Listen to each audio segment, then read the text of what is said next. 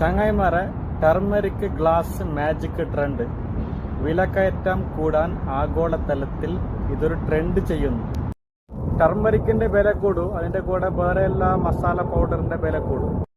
ഇപ്പോൾ Iran Israel യുദ്ധത്തിന്റെ പശ്ചാത്തലത്തിൽ ഇറാന്റെ അധീനതയിലുള്ള ഹോർമോസ് കടലിടുക്ക് ബ്ലോക്ക് ചെയ്താൽ, യമൻ തീരത്തുള്ള ബാബൽ മന്ദബ് കടലിടുക്ക് ബ്ലോക്ക് ചെയ്താൽ, ഇങ്ങനെ സംഭവിച്ചാൽ ലോകത്ത് 40% ബിസിനസ് വ്യാപാരം ഇല്ലാണ്ടാവും, വിലക്കയറ്റമുണ്ടാകും.